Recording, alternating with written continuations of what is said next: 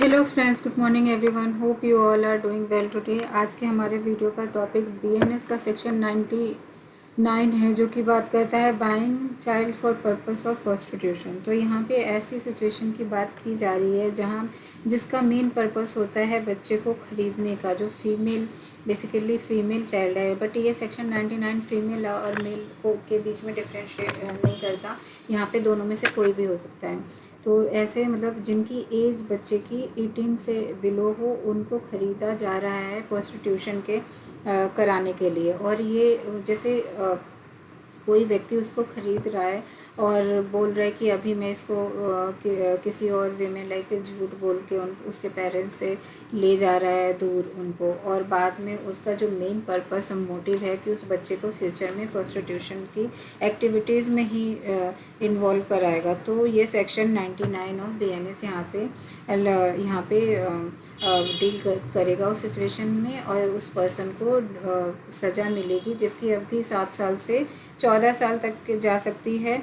तो देखते हैं डेफिनेशन आखिर क्या कहता है सेक्शन 99 का। तो बता रहा है सेक्शन 99 का डेफिनेशन की whoever buys, hire or otherwise obtain possession of any child with intent that such child shall at any age be employed or used for the purpose of prostitution or illicit intercourse with any person or any unlawful and immoral purpose, or knowing it to be likely that such child will at any age be employed or used for such purposes shall be punished with imprisonment. Either description shall not be less than 7 years and shall extend to 14 years and also liable for fine. तो यहाँ पे बता रहा है कि ऐसा कोई situation जिसमें कोई व्यक्ति किसी बच्चे को ऐसा ख़रीद लेता है किसी से, और उसको ऐसा समझ आ रहा है कि वो उस बच्चे का मालिक हो गया है और उस बच्चे के साथ कुछ भी कर सकता है या कुछ भी करा सकता है, और उसका मेन इंटेंशन और पर्पस यही है कि उस बच्चे को फ्यूचर में वो प्रोस्टिट्यूशन के लिए ही यूज़ करेगा। तो यहाँ पे जो अनलॉफुल या प्रोस्टिट्यूशन या किसी तरीके का भी अनलॉफुल एंड इमोरल पर्पस के लिए उस बच्चे को यूज़ करेगा, और वो उसका स्वामी लाइक गॉड की तरह खुद को समझ रहा है कि मैं इस बच्चे को के साथ कुछ भी कर सकता हूँ या करा सकता हूँ। तो उस व्यक्ति को 10 साल तक की सज़ा तो फिक्स्ड मिलेगी ही मिलेगी, और 7 साल से लेकर 7 साल तक की सज़ा तो फिक्स मिलेगी। साथ में उसको उसकी जो सज़ा है वो 14 ईयर्स तक एक्सटेंड की जा सकती है विथ फाइन। और जो एक्सप्लेनेशन 1 है वो बता रहा है कि एनी प्रोस्टिट्यूट और एनी पर्सन कीपिंग और मैनेजिंग अ ब्रोथल, कोई भी ऐसा पर्सन जो कि ऐसा कोई ब्रोथल मैनेज कर रहा है जहाँ पे वो हु बाइज हायर और otherwise obtain possession of women, और जो कि वो किसी लड़की को हायर कर रहा है जो कि under as of for 18 years है, shall until the contrary is proved be presumed to have obtained possession of such female with intent that she shall be used for the purpose of prostitution। ये यहाँ पे समझा जाएगा कि जो उस लड़की जो कि 18 साल से कम है उसको ख़रीदा गया है और ब्रोथल में रखा जा रहा है, उसको प्रोस्टिट्यूशन के पर्पस से ही रखा गया है। और यहाँ पे एक चीज़ देखने की मतलब एक बहुत ही डिफरेंट टाइप की सिचुएशन है कि अगर जो बच्ची के साथ एक बार इंटरकोर्स हो गया है तो वो सेक्शन 99 के अंदर नहीं आएगा। क्यों? लेकिन अगर जो वहीं उस गर्ल के साथ दो continuously different time different places पे डिफरेंट लोगों के द्वारा उसके साथ वो इंटरकोर्स किया जा रहा है, तो उसको ये सेक्शन 99 जो कि प्रोस्टिट्यूशन की बात कर रहा है में डील किया जाएगा। तो ये एक्सप्लेनेशन कह रहा है सेक्शन 1 का। एक्सप्लेनेशन 2 कह रहा है कि illicit intercourse has the same meaning as in section 98। तो यहाँ पे जो सेक्शन 98 में जो हमने देखा था इलिसिट इंटरकोर्स का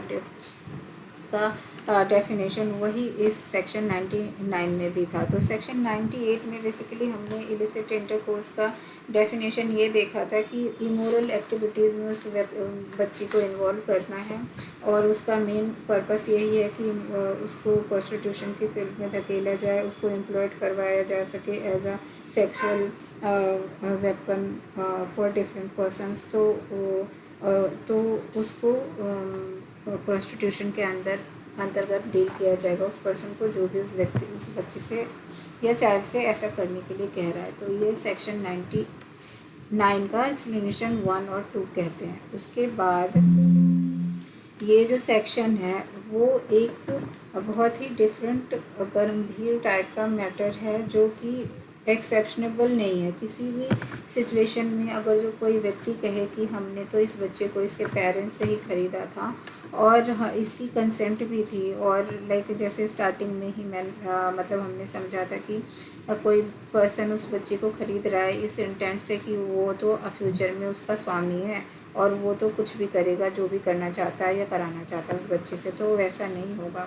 चाहे उसको आपने किसी भी झूठी चीज़ में इन्वॉल्व करके उसके पेरेंट्स से ख़रीदा हो या किसी तरह से कहीं से उठा लिया हो और उसको आप ऐसी चीज़ों में इन्वॉल्व करा रहे हैं, वो प्रोस्टिट्यूशन में ही डील किया जाएगा। लेकिन यहाँ सेक्शन 99 और 98 में बस इतना ही डिफरेंट है कि 99 में सिर्फ एक बार ही इंटरकोर्स किया जा रहा था तब भी वो पनिशेबल था, यहाँ पनिशेबल था।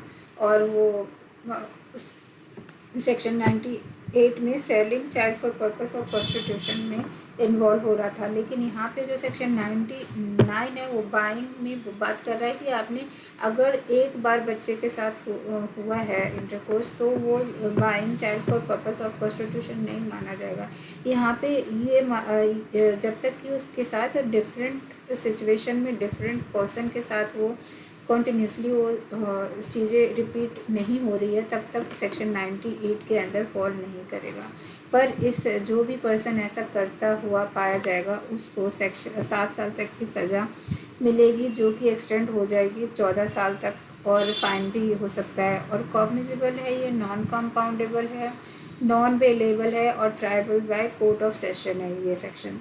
तो thank you so much for watching my video. Next time मिलते हैं सेक्शन 100 के साथ। Thank you so much for watching my video. Please like share and subscribe my channel.